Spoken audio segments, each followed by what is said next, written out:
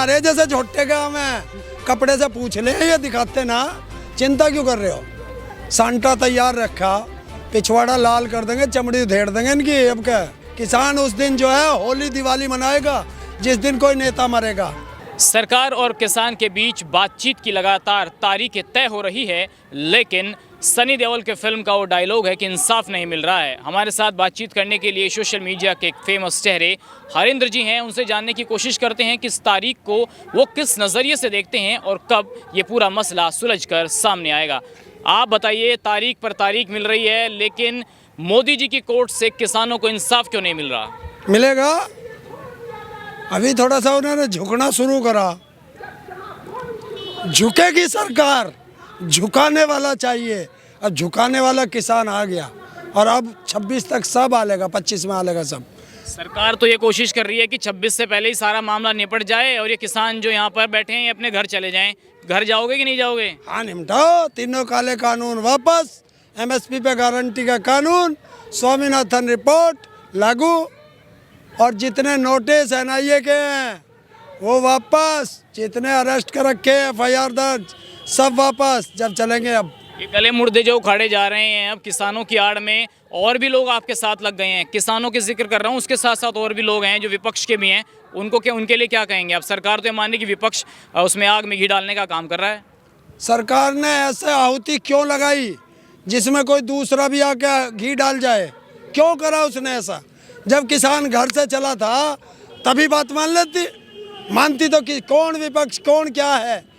हम जानते हैं किसान है, बस किसान है तो किसान है, हमें और से मतलब ही नहीं कुछ भी। सवाल ये भी है ना कि इतनी मीटिंग्स हो रही हैं, लेकिन किसान को तो गंभीरता से सरकार ले ही नहीं रही है। अगर लेती तो बैठकों का दौर आगे क्यों खिंचता? तो इसके लिए क्या योजना बना रहे हैं कि सरकार पे और ज़्यादा प्रेशर पड़े? सरकार तो आई पड़ी घुटनों में, प्रेशर सोच रहे हो तुम?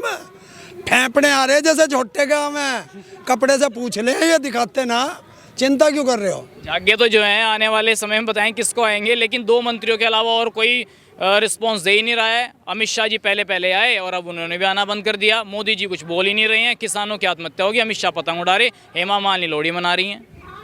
मना लें दो, समय हमारा भी आवेगा। अभी जब चुनाव पुनाव होंगे, जब तो ये जनता के बीच में आवेंगे ही। सांटा तैयार रखा, पिछवाड़ा लाल कर देंगे, चमड़ी उधेड़ देंगे इनकी। अब क्या आने तो क्षेत्र में गो। अरे ताऊ जी ये बताइए, जो सांसद जीत के जा रहे हैं उन तो फिर मोदी लहर पे चुनाव जीत जाते हैं। अब एक सर्वे हुआ, उसमें कहा 54% लोगों ने कहा कि मोदी जी दोबारा प्रधानमंत्री बनने चाहिए। 14 हो गया, 19 हो गया, अब 24 की भी तैयारी कर लो भगवा लहराने की। किसने करा सर्वे? भाई तेरे से पूछा था उन्होंने, सर्वे वाले ने, या वो भी तो देश की जनता है। किससे पूछा?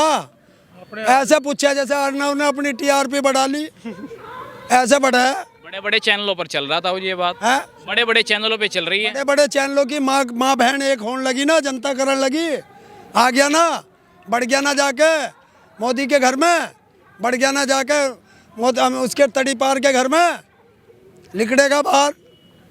अब जनता पूछेगी कि पुलवामा में जब हमला हुआ तो ये खुशी मना रहा था, किसने लीक करी PMO से? किसने करी? मोदी मिला हुआ इनसे, ये मोदी ने खबर दी थी 3 दिन पहले, अमित शाह ने दी थी। मैं चैलेंज करता हूँ। आप ये कहना चाह रहे हैं कि मोदी जी ने मीडिया को भी हाईजैक कर लिया और सच्चाई अब देश के सामने नहीं आ पा रही है? हाईजैक तो कर ही रखा। अरे हाईजैक नहीं है, पूरे देश का किसान सड़कों पे, और मीडिया क्या दिखा रहा? पाकिस्तान मीडिया दिखा रहा, मोदी मीडिया दिखा रहा पतंग उड़ाना। मोदी ने आज तक 128 किसान की शहादत हो चुकी है टोटल, और आज तक उसके मुंह से एक ट्वीट नहीं निकला। अब मरेंगे तो इनके भी, खुला चैलेंज है किसानों का, मरेंगे तो इनके भी। किसान उस दिन जो है होली दिवाली मनाएगा जिस दिन कोई नेता मरेगा। कोरोना के दौर में किसान एकमात्र ऐसा शख्स था जिसने अपने खेत से गेहूं निकाल करके देश तक अन्न पहुंचाया, रोटी पहुंचाई। लेकिन आज वही किसान इस तरह के सड़कों पर पड़ा है, ठंड में पड़ा है, बारिश में पड़ा है, कोई सुध लेने वाला नहीं है। आप लोगों की सिर्फ राजनीति हो रही है आपके ऊपर हो रही है, आपको लगता है ऐसा? राजनीति करेगा कौन? राजनेता काम का है राजनीति करना, किसान का काम है खेती करना। लेकिन कोरोना का डर, कोरोना है कहाँ? सारे कोरोना में मैं ऐसे ही घूमा, यहाँ से लेकर बिहार तक घूम के आया, और ये तो किसानों का शुक्र मनाना चाहिए कि जिस दिन से किसान दिल्ली पे के चारों तरफ आया, कोरोना देश से भाग गया। इतना डरता है कोरोना किसान से। अब ये बताइए, अगर इस सरकार से खुश नहीं है तो पहली वाली ने कौन सा किसानों को मर्सिडीज बांट दी थी? वो भी ऐसे ही थे। हमाम में तो सभी ऐसे ही हैं। मैं बताता हूँ कि जब भी सरकार बदलती है, यही सोच के जो है वोटर वोट करता है कि ये नालायक हैं, इनसे अच्छे लाएंगे। हमें क्या पता था नालायक कभी महानालायक निकट जगह। इसने मोदी जी ने राहुल गांधी को अच्छा कहला दिया क्या? नहीं, मैं किसी के अच्छा और बुरा नहीं कहता हूँ। मैं सिर्फ एक ही बात पर रहता हूँ, मेरी लड़ाई सिर्फ सरकार से है। सरकार के बारे में कुछ भी करिए, बाकी नेताओं के बारे में मैं कोई बात शब्द नहीं रखता। यूपी के अंदर सरकार चल रही है बीजेपी की। अगर इतनी दिक्कत है तो योगी जी लागू कर दें वहाँ कि ठीक है, मैं एमएसपी भी दूंगा और इस कानून को यहाँ पर लागू नहीं होने दूंगा। वो ढोंगी तो इस पे ही दे दे, गन्ने का पेमेंट ही ना दे रहा। ये अभी 0 वाली मिल रही, तो ये ढोंगी क्या करेगा? इसे दिवे जलाने से ही फुर्सत ना, इसे जो दलाली खाने से फुर्सत ना।